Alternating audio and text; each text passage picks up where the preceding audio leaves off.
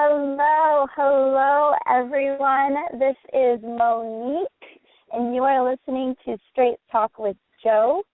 I'd love to introduce my awesome co-host for the night. We've got Keith Ellerby. What's going on, world? And we also have an amazing special guest that I am just so excited, you guys, to just I am so honored that she is with us. I'd like to introduce to everyone Ms. Harmony Dust Grillo. Hello.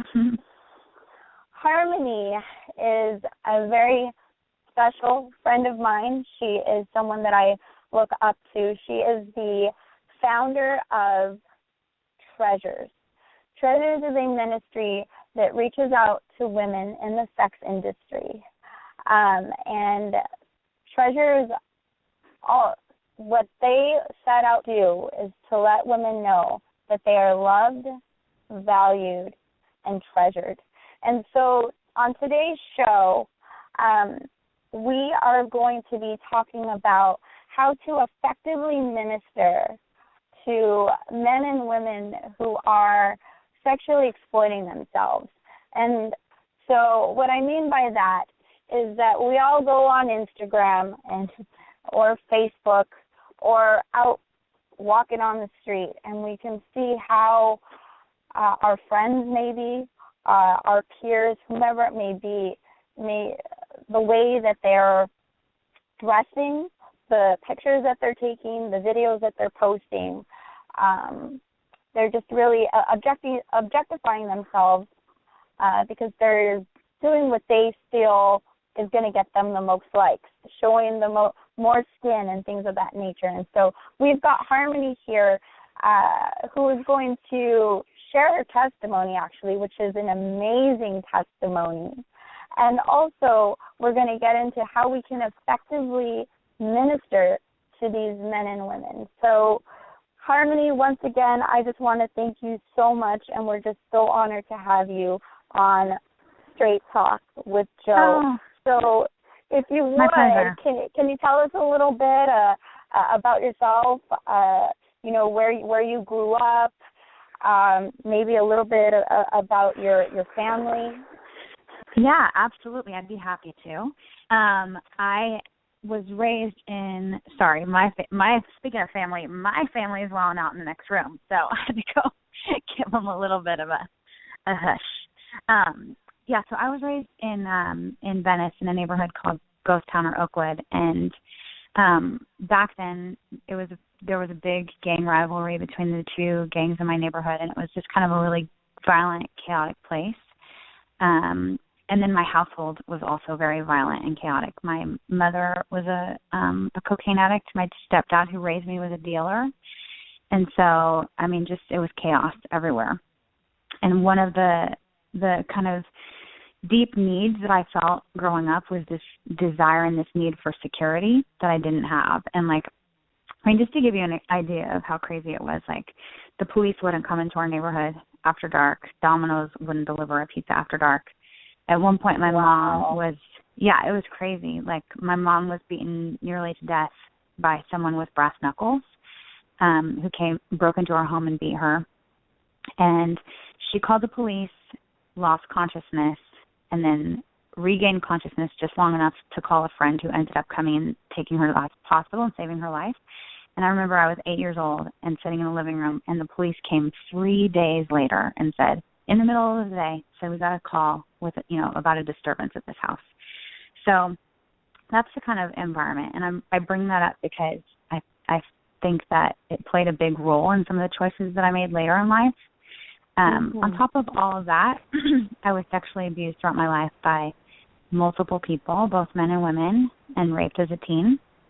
And so that left me with, really a deep sense of shame and self-loathing, and I thought that there was something wrong with me, and just on one hand, this feeling like something's wrong with me, I'm bad because these things keep happening, but on the other hand, there was this kind of reinforcement of the idea that my value is in my sexuality. So one of my abusers was my mother's boyfriend, and at this point I was 13, and I finally started standing up for myself, and I finally ran away from home. And she said, okay, come home, I'll make sure he's gone. She knew what was going on, but, these things are generational, and, she's not a bad person, she's just a broken person. And so, she taught me, what she had learned growing up, and that basically it was my fault. And she would tell me, you should know how men are. If you didn't wear shorts and tank tops, this wouldn't be happening. And anyway, so I ran away from home.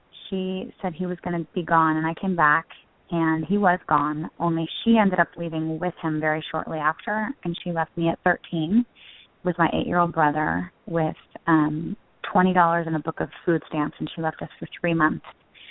So it just, obviously the food stamps and the $20 didn't last very long, so I started stealing to support my brother, and I would steal from the liquor store to get us food. And then it was that summer that I became involved with an older boy in my neighborhood who, I saw as a knight in shining armor, because when he was around, he would tell me, anybody messes with you, I got your back, so he made me feel protected, which is what I always wanted. And when he was around, I didn't have to steal because he would buy us food. And so, I see this knight in shining armor, but, now looking back, I can see that, he came from a pimp culture and he had the intention of exploiting me. And so that relationship, it ended up, it became physically and emotionally abusive, and I stayed because that's what I thought was normal in relationship, and because I had such a poor sense of self-image that I thought I deserved it anyway. And first it started with, him getting me to commit crime, and then it eventually kind of evolved into me ending up in the sex industry at the age of 19 working as a stripper. And, essentially he became my pimp. Every night I came home and gave him all my money. And then he actually started using me to recruit other girls from the club too. But I was in such denial that I just saw this guy as my boyfriend. I didn't see what was happening. So that's kind of, that's the first part of my story. Wow. So when you had to give your money over to your boyfriend, you didn't see anything wrong with that? You didn't want to keep it yourself? I mean, what was going on in your head? That's a good question.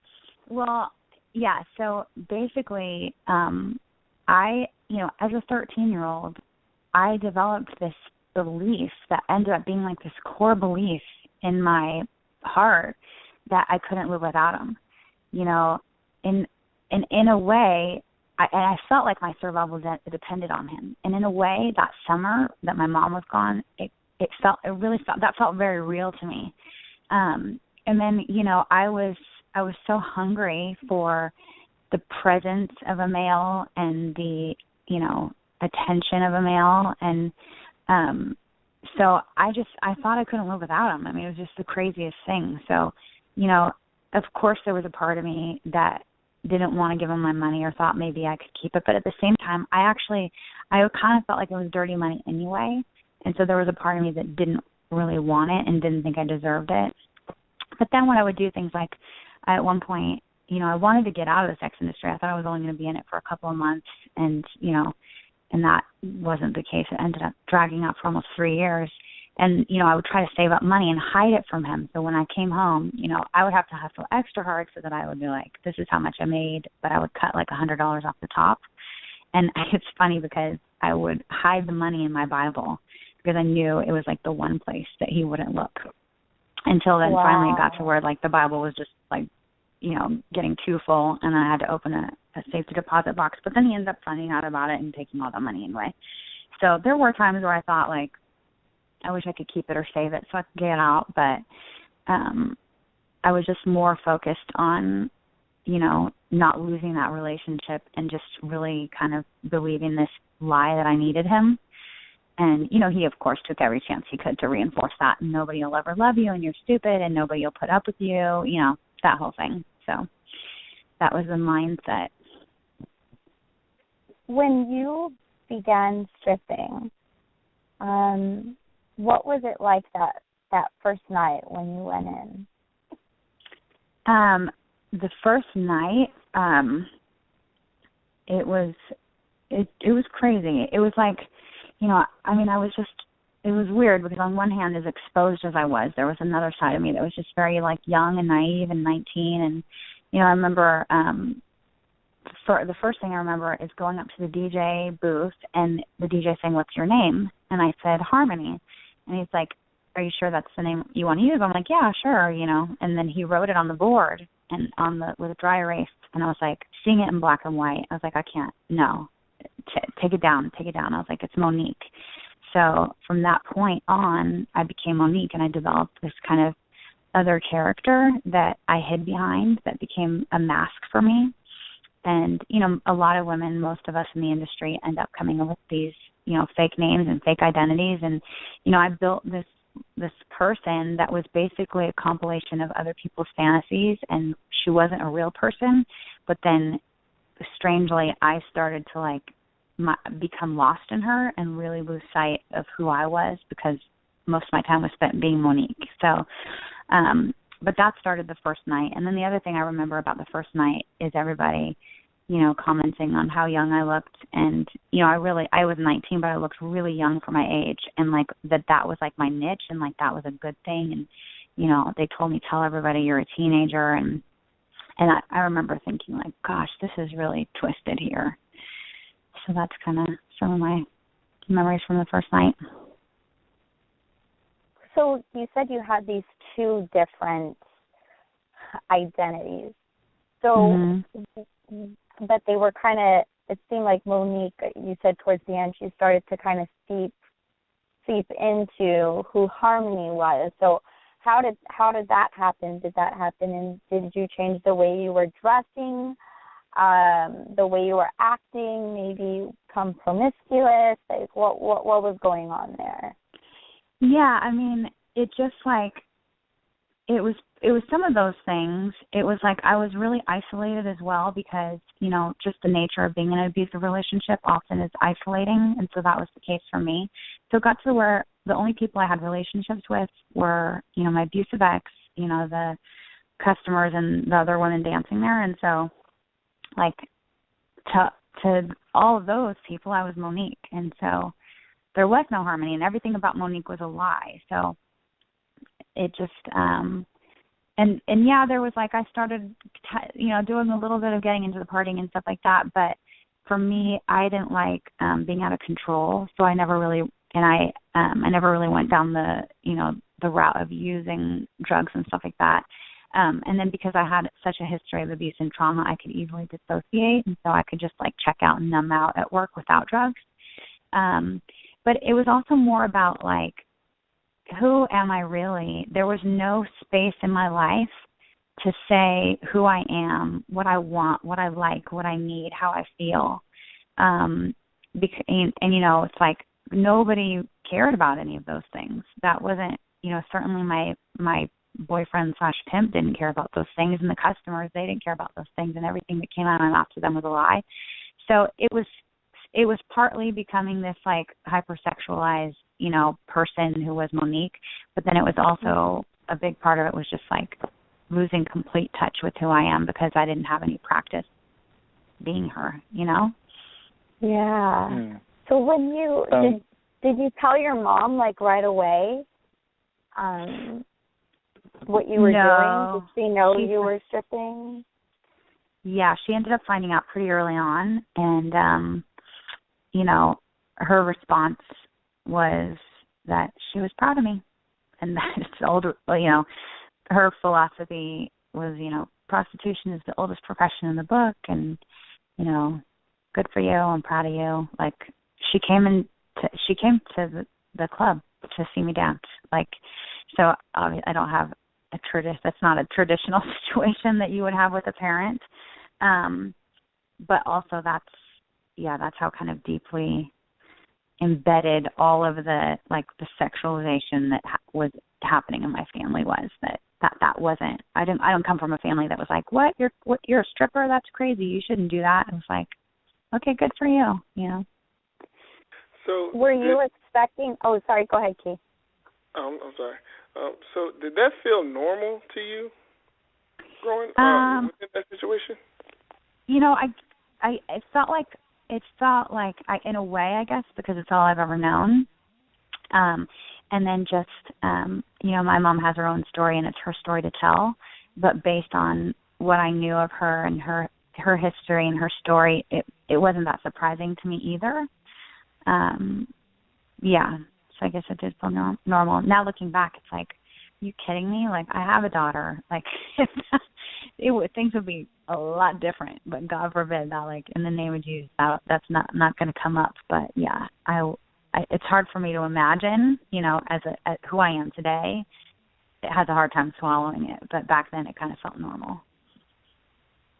So, by the way, guys, Joe let's welcome Joe to the show. Joe just hopped on. Thank you so much for being with us tonight, Joe.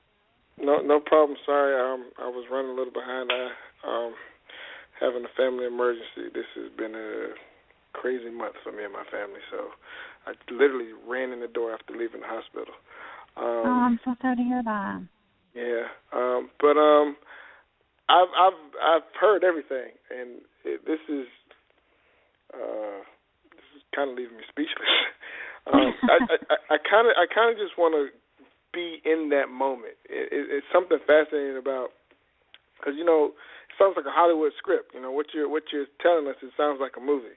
So within that moment of your mom seeing you in the strip club, was it like, hey, Mom, how you doing? I'm finna go to work, and you can watch me in about 15 minutes. Like, how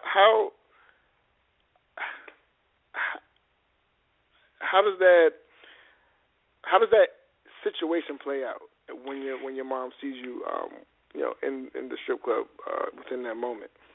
It was, I haven't thought about this that deeply in so long. It happened a little bit more organically. She was taking me to work because I don't know if something was wrong with my car. I can't remember. But for some reason, she was driving me to work that night. And then it just ended up with her coming in. And it's really bizarre because there was I think there was a part of me that was the upside was bonding with her. We had, again, I don't want to go too deep into it because it's her and her story, but there was bonding and there was some commonality and shared experiences. And yeah, but it was weird. After a little bit, I was ready for her to go, and she sensed that, and she left. It's not like she hung around for very long. But she saw my stage performance. Yeah. Hey, I have a question. Now you touched on your mother and how she saw you, and then you touched, but before you touched on how most of the men in your life was negative, from parental figures to boyfriends and loved ones. In your experience of being your alter ego, Monique, was there any positive guys that tried to come along and help you out with a sincere heart, but you couldn't receive them at that time because you were in a dark place? Has that happened in the past, or was it just mostly negative men, one after another? Well, I guess it depends on how you define positive, because there were men who would come into the club and they would, they were kind, and there were men who would offer to buy me condos or, cars, or, say they wanted to marry me or whatever. And they were kind, but they were rescuers. So, and they weren't interested, even they weren't interested in the real me. They were interested in the fantasy of me and who they wanted me to be when they came into the club, because the entire sex industry is based on fantasy. So the men are coming there because they want to project their fantasies onto someone who's not going to be a real person with a messy life. So, some guys are actually drawn to girls with messy lives because they think they can rescue them. So there was certainly a spectrum of men that I encountered, and not all of them were these brute, abusers. But even those people who wanted to, quote unquote, help me, I don't feel like that was coming from a healthy place, because it was coming from their infatuation with the fantasy of me. And, and there was, people, they go into the clubs for different reasons. And, certainly there were men who came in that were regulars of mine, and one in particular that was a regular who was an old man who had lost his wife, and he was just lonely. And he was a very sweet man who, I would say, out of anybody there, genuinely seemed to want company more than anything. And that was actually one of the harder things to cut off when I finally ended up leaving the sex industry, because of that he reminded, which is kind of sick and twisted, but he kind of reminded me of like a grandfather. And what was really wild is, we haven't gotten to this part in my story where the transformation began to happen, but when I did start going to church and start having this relationship with Jesus that was changing my life, and got to the point where I knew I had to cut off all the ties, with the club and with regulars and all that. Most of them I would just, who cares? I'm getting rid of my pager number or whatever, and I don't care if I ever talk to any of them again. But he was the one where I kind of felt compelled to let him know that I was going to be leaving the industry. And when I called to let him know, it turned out that he was in the hospital. And so I ended up going to the hospital to visit him, and I led him to Christ that day in the hospital. And then when I called back, I don't remember the timeline now, maybe a week or two later, he was gone. He was dead. Oh, wow. Praise God, you led him to Christ. That is amazing. Isn't that crazy? And were you new in your faith at that time? Were you just new in your faith, or were you already kind of seasoned when this? No, I was so new. So for me, and I'll get you up to speed a little bit. Basically, what happened is I had a friend that I met who, was just amazing. She was just fun and joyful and healthy and had good boundaries and was unlike anyone I'd ever met. And it turns out she was Christian, and so we started hanging out and stuff. And she would invite me to church, but I didn't want to go to church. I thought, if there is a God, and I'm not sure that there is, then certainly he wouldn't want anything to do with someone like me. So, not interested. But I really liked her. And she didn't, she was fine with me not wanting to go to church with her, and her friendship with me wasn't based on that. We'd go to frozen yogurt or go to coffee, and we'd hang out and talk about music. And she just loved me unconditionally, and I never felt like I was a project of hers. I felt like she saw me and cared for me as a person. And because I saw there was something in her life that she had that I was missing, I finally took her up on her offer to go to church. And I walked in the doors, and I knew, I'm home. I don't know what, but every time, the doors are open, I want to be here. And so it got to the point where, I would even change my shift at the strip club to go in late on a Wednesday night so I can go to Wednesday service first. And it wasn't like I'm trying to live this double life or be, it was just all I knew is I wanted to be in church, and this just happened to be my job, And what I really appreciate about that friend is that she never judged me, and, she continued to love me unconditionally, and she never tried to be the Holy Spirit to me. Never once did she say, well, now that you're in church, you need to break up with the boyfriend and quit cussing and get off the pole.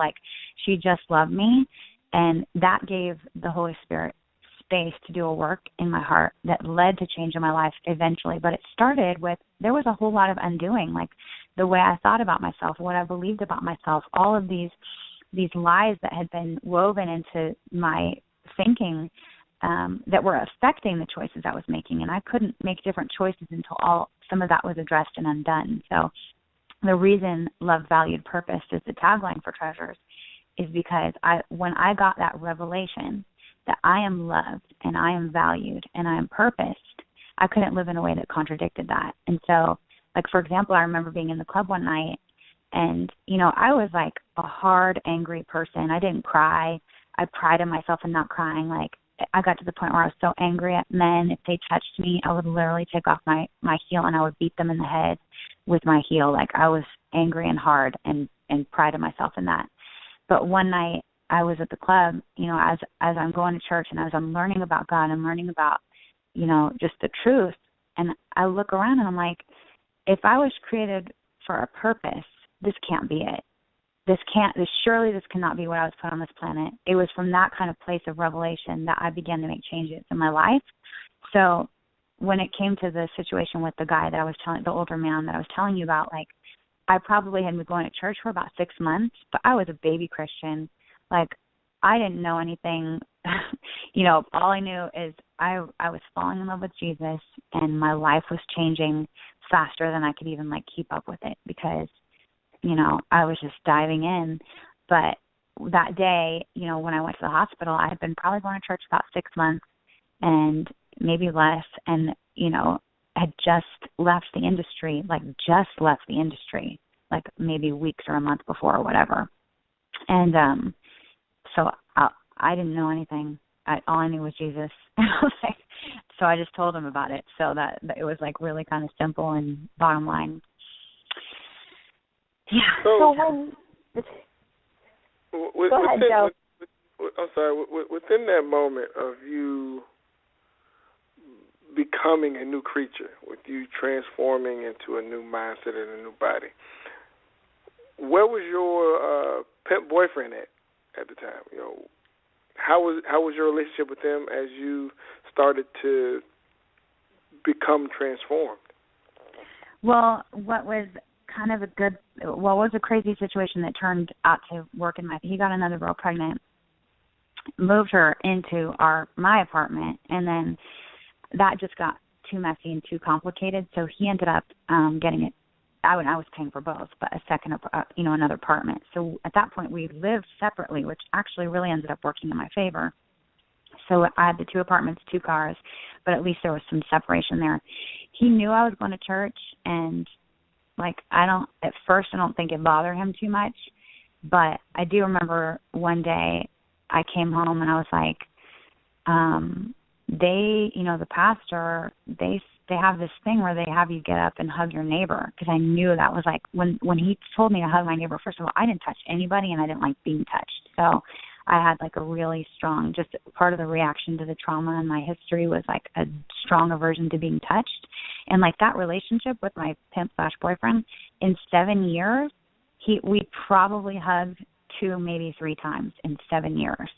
So like that's when I say no touching, I'm like, it was like that. I mean, obviously, no non-sexual touch is what I'm saying.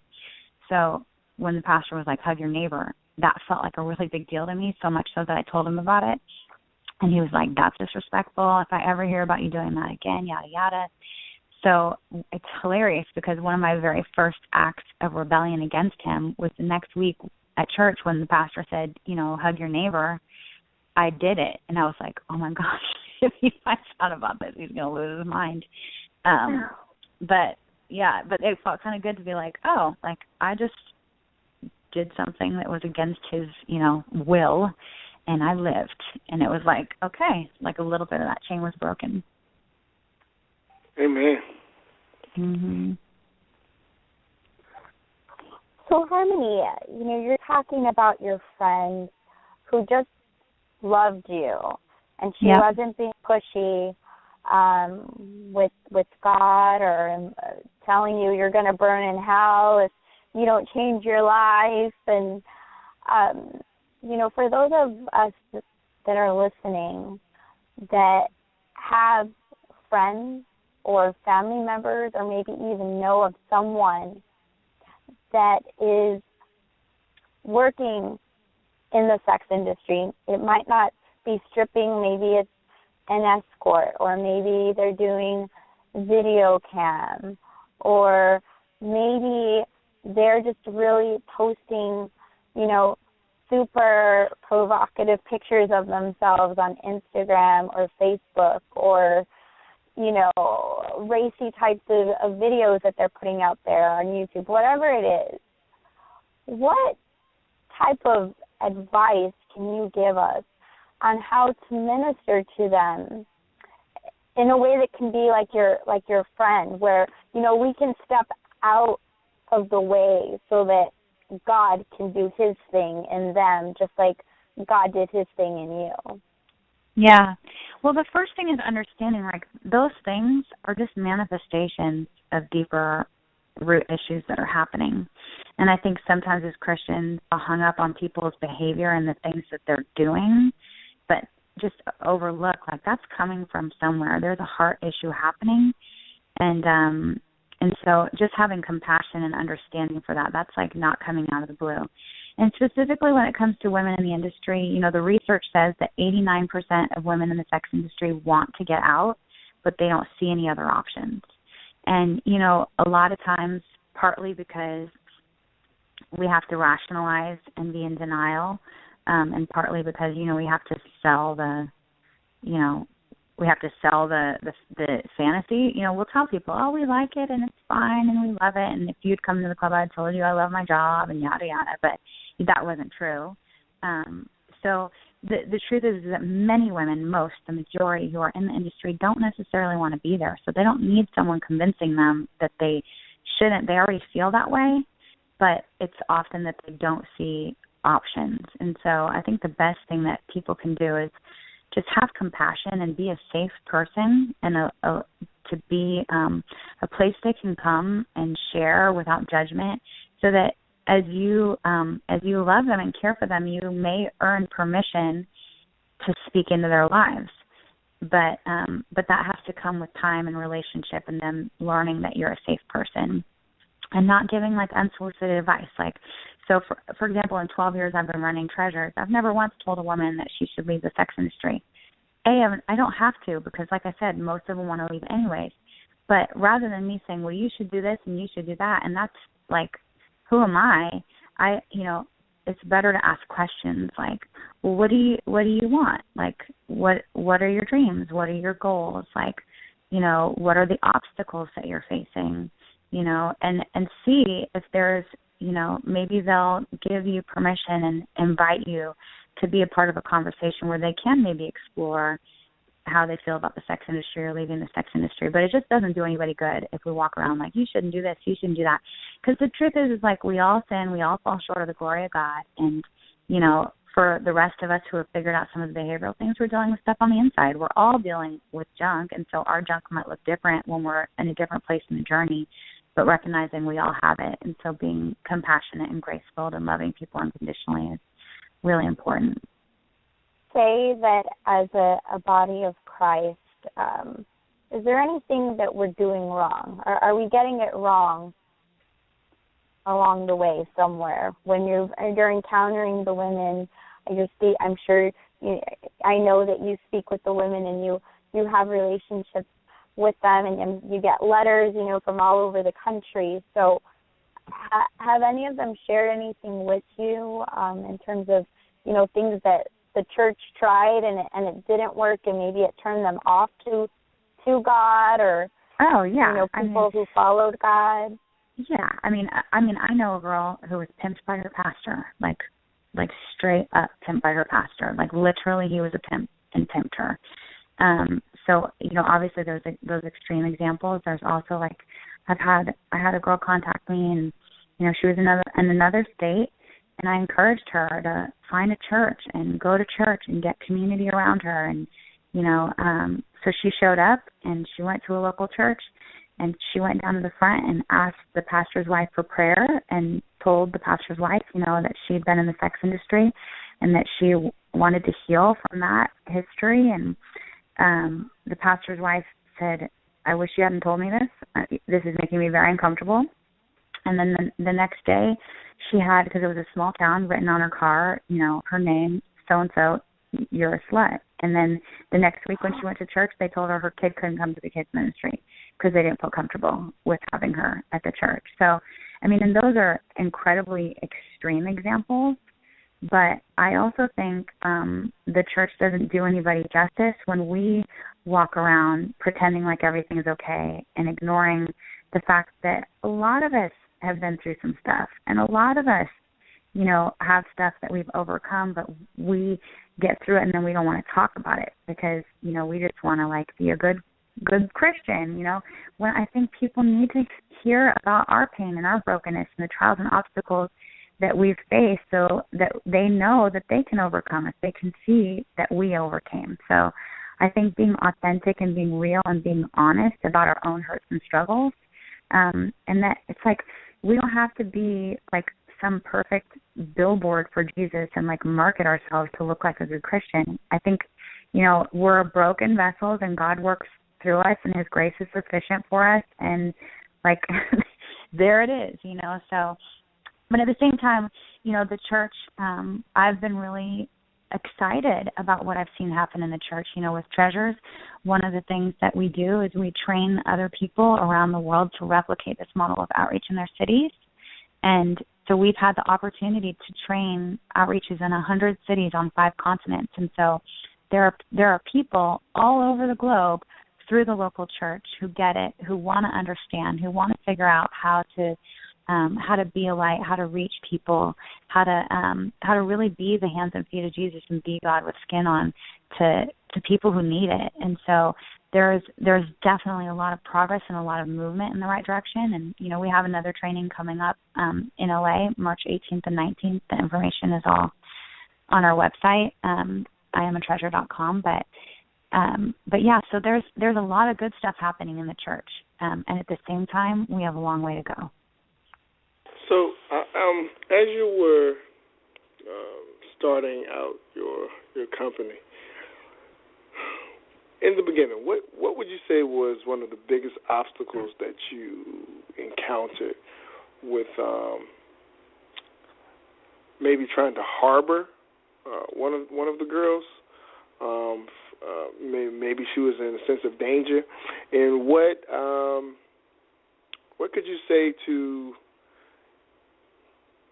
encourage a girl who's probably out of a situation of the sex trafficking or sex trade, and maybe she might be leaning on the fence of going back because she's this new world is too hard for her. Mm-hmm. Yeah, I would say one of the biggest obstacles that we face is that you have a woman who has been in the sex industry, or maybe she's been trafficked and whatever it is, and then she wants to get out. And now not only, research says that they deal with, we deal with post-traumatic stress disorder at rates equivalent to combat war veterans. So chances are, because of the kind of trauma that she's had, she's dealing with some PTSD, maybe some depression. She's got all of this recovery work that she has to go through from her time in the sex industry, and often even from the childhood that she had before she got into it. So there's all that to unpack and go through. And meanwhile, you're looking at, drastically reducing your income, trying to find a job without anything to put on your resume. Most of them don't have strong family support systems. A lot of them don't have education or employable job skills. And so you've got to deal with all this emotional stuff, the trauma, and try to put a life together. Like, it's a really difficult thing. And, one of the things that we want to do at Treasures, and one of our goals is to get funding for a transitional home, because it's so needed. It's the number one need that we see. We had 3 women over the summer that were struggling with homelessness because they made the decision to leave the industry. And, in order to do that, they, got regular jobs, but it wasn't enough to make ends meet. And they ended up sleeping, in their cars. And, a lot of the shelters are not a good fit for them, because if they want to go to a shelter, many of them have a requirement that you have to stay there for 30 days and not leave the premises. Well, if they have a job that they finally got, they can't go to a shelter because they'll lose their job, or they'll have to drop out of school or whatever it is. So they'll end up sleeping in their cars. But I would love to be able to provide a space for them where they can get on their feet and, get that job and, get in school and focus on recovery without having to face the daily threat of homelessness. And so that's, and the big thing that's going to take is funding, which is going to take people really catching the vision and having a heart. And I think one of the reasons it's another obstacle has been from the beginning is like so many people, both in and out of the church, are secretly dealing with addiction to porn, with sexual addictions, with going to strip clubs. And, at rates in the church as high as out of the church. And so if people are silently struggling with that kind of thing and they're not talking about it and they don't want to deal with it, then they're not going to be necessarily inclined to be like, hey, let's have Treasures come on a Sunday, and hey, we should give to this cause, because it's like stuff they don't want to talk about because it's affecting their lives in a really personal way. But, one of the visions that we have is to see people participated in the demand who have, participated in porn, participated in going to strip clubs, hired escorts or prostitutes, to see them redirect those funds that they used to use in the sex industry and redirect them towards programs like Treasures and help be a part of the solution for the women who have just been really affected by the industry. So Harmony, let's talk more about Treasures, because Treasures is actually how for all of you listening out there, how I got connected with Harmony. And it has been just such a blessing to me. And Treasures has been going strong now for 12 years. They just celebrated their 12-year anniversary. Praise God. Amen. But Treasures, yes, amen. It is a nonprofit organization, which means that they count on their funding from fundraisers and generous people, just like all of you out there that are listening. And so Treasures, Harmony, why don't you tell us more about what Treasures does, the different arms of Treasures, and how we can get involved, whether it's volunteering, donating, if there are any events coming up that we can attend, or maybe if we know people who can come and that want to donate to this cause. How do we get involved? Yeah, absolutely. So in a nutshell, we're an outreach and support group to women in the sex industry and victims of sex trafficking, and our vision is to help them live healthy and flourishing lives. And we have three major focuses: outreach, care, and training. So what we do for outreach is we personally, the Treasures team, visit 170 strip clubs a year throughout Los Angeles and Las Vegas, and we bring gift bags to the women in the clubs and the simple message that they're loved, valued, and purposed, and that there's support available to them if and when they're ready. The care part of Treasures is where we have a peer mentoring program. So we have a care team that will do one-on-one mentoring with the women. We have a therapist-led support group that meets on Monday nights. And so for anybody out there that has been in the industry or is in the industry or has been a victim of sex trafficking and you need support and you're in the LA area, we meet in Sherman Oaks. We can give you the address once you register. So that's on Monday nights. And then we also do things like retreats and just also things to help them feel a sense of family and community, like Thanksgiving dinner and Christmas. And this summer we're going to do a family reunion and invite all the women that we've served throughout the years and their families, and just really surround them with a sense of family and community. And then the third focus is training, which is our goal is to mobilize and equip outreaches in every major city on the planet where the commercial sex industry is operating, which is basically every city on the planet. So that is the program where we give people everything they need to start an outreach and care program to women in the sex industry and victims of sex trafficking in their cities. And so that's what we do in a nutshell. And in terms of getting involved, there are a lot of ways to get involved. Definitely prayer. If you go on our website, iamatreasure.com, there's a section called Get Involved, and there's pray. You can click right on there and sign up for our prayer team, and it's as simple as we send a monthly email with requests, information on the prayer needs at the time. So prayer for sure. Donating, we have monthly partners that are committed to the work of Treasures that give anywhere from like $10 a month to like $1,000 a month, and every bit helps. And then we have volunteer opportunities as well, and the application and information on that is also on the website. And then finally, on May 1st in Burbank at the Castaway, we're going to be having our annual gala, and that will be a really special night, a fundraising dinner where people will have a chance to hear more about the vision of Treasures and also hear from some of the women that have been impacted by Treasures.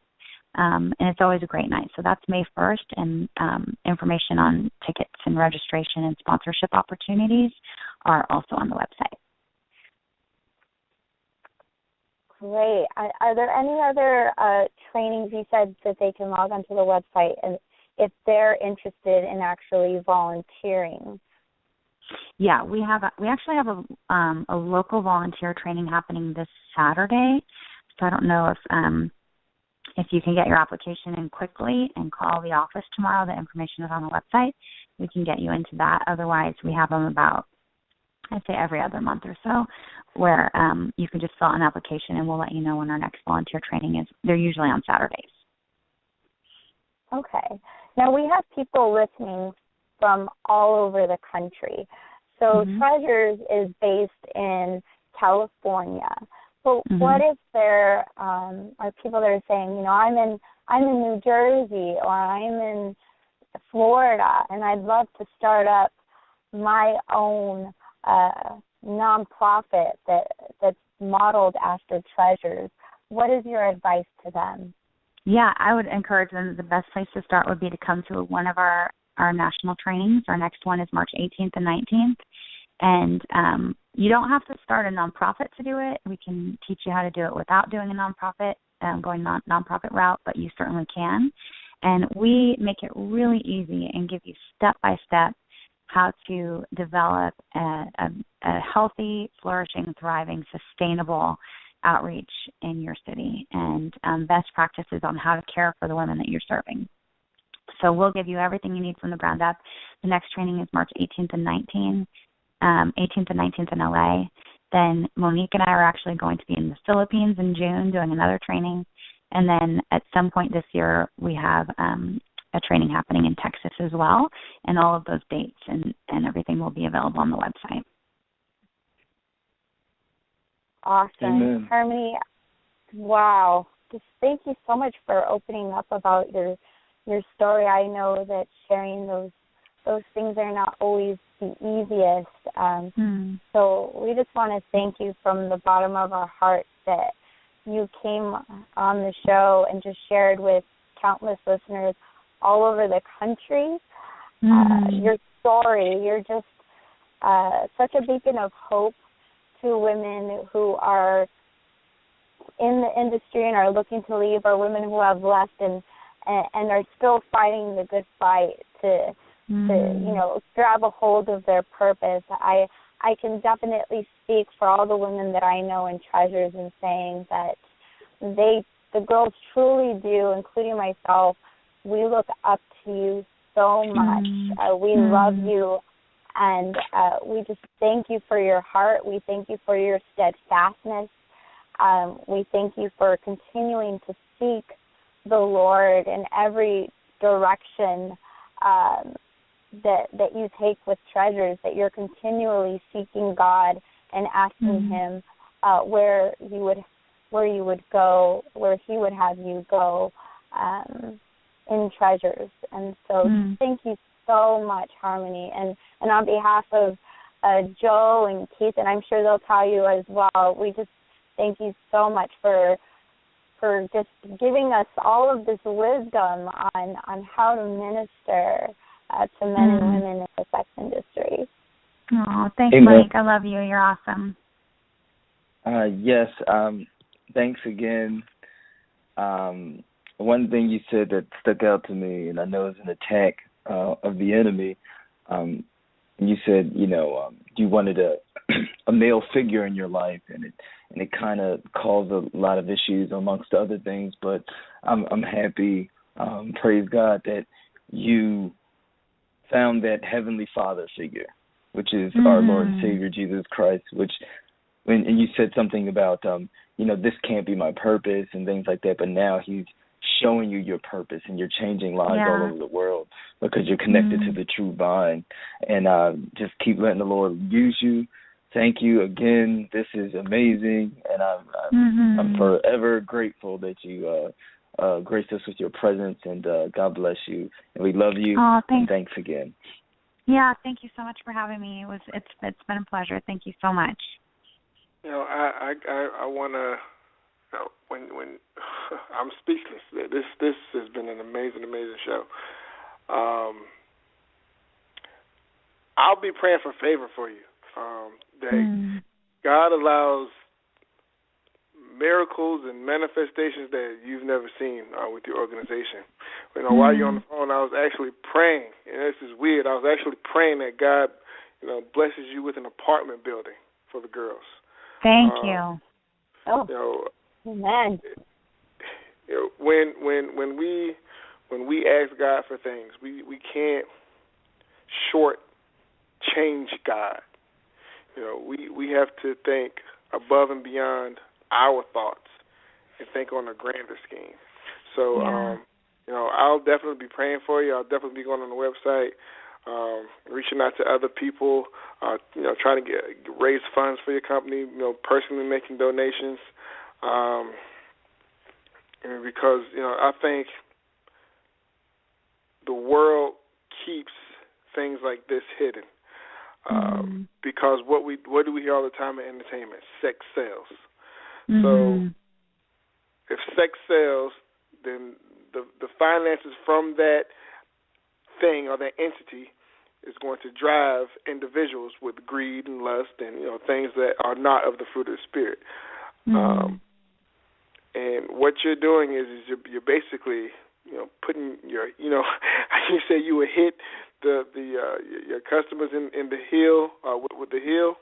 You're doing that to the enemy now. And, that's right. That's awesome. And he is he's definitely being bruised. And the things that you're doing with these girls and Monique and God sees it. He sees it, and your work is not in vain. And I would say I just want to encourage you, but you're already encouraged. In fact, you encouraged me. Thank you. You're an amazing person, and your story is it's great. It's really great. And thank you. It was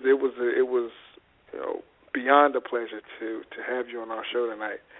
And we hope that you can come back again and give us an update of absolutely. How everything's going, and if you need anything, we're here. Thank you. We're not connected physically or locally. Me personally, I live in Florida.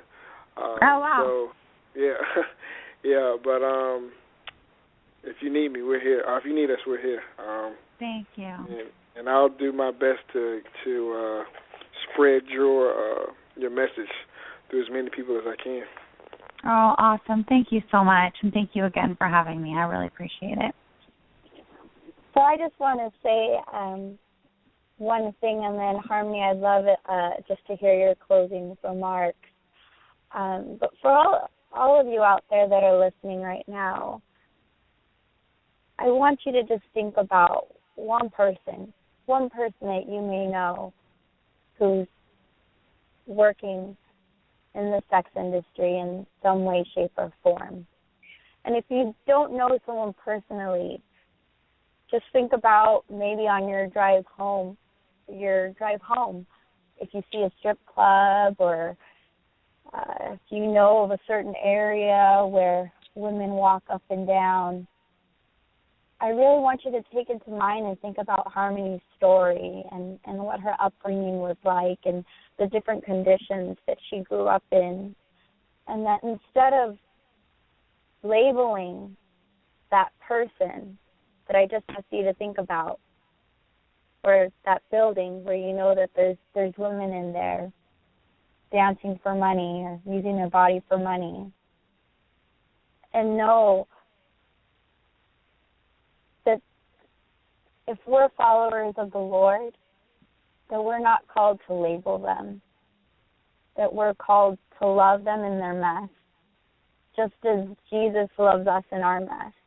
And we're not called to judge them, but we're called to love them. And that can look like it can look like so many different things, but maybe if you're driving past a strip club, it could mean putting your arm toward that strip club and saying a prayer for those women and asking for people to come into their life to be encouraged. Or as you're going past a certain area where you know that there's something that's not right going on, that you pray for that situation. Or maybe you're like Harmony and you go, and if it's safe, you can take gifts to them and let them know how loved and special they are. But just to remember that the key thing here, guys, it's all about love, and it's depositing love, because that's going to get them. That's what got Harmony. She was so drawn towards her friend, and she just loved hanging out with her friend and saw how joyful her friend was. And then her friend didn't even have to ask her. She asked if she could go to church with her. How cool is that? And so I really want to encourage you guys to really keep that in mind and not judge them, and don't look at them as dirty or that there's something wrong with them, but truly understand that there's a reason why it is that they're doing that, and not to focus on what it is that they're doing, but just focus on whose it is that they are, who they belong to, and that's the Lord. And so we're called to love one another and to love the Lord's sons and daughters. Harmony? Amen. Yeah. What I just would like to say to anybody that's listening is just that we all have a story, and that your story matters. Your story, it might not be like mine, but your story matters. And God can and will use our stories and use everything that we've been through, the good, the bad, the ugly, the stuff that the enemy meant to harm us, and he can use them all for good if we let him. And, some of you listening might be in the middle of your story, and you might feel like you're still in the middle of it. I want you to know that God cares. He sees you. He's faithful. And one step at a time, he can help you get through the part of your story that you're in right now. And, there is nothing special about me. God is not a respecter of persons. What he's done in my life and the kind of amazing redemptive work that he's done in my life, he desires to do in every single one of us. There's not like, I didn't do anything special, I'm not special. Like this kind of redemption, this is God's desire to do this kind of work in his people because he loves us, because he loves you. So I just want to encourage you guys to just not believe that lie that the enemy wants to tell you that, oh, that can't happen for you, or no, but your story is different, or, you're disqualified because of this or that. Like, no, God can use it. He can help you overcome it, and he'll turn it around and use every bit of it for good if you let him. Amen. Amen. Thank you so much, Harmony. Once again, we just thank you for being on the show with us. We want to thank all of our listeners. Thank you so much for tuning in. Remember, guys, it's Straight Talk Joe.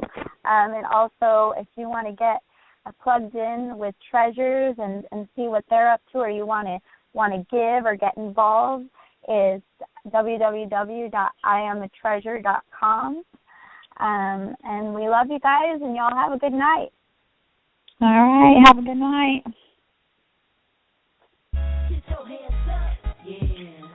Welcome to the show.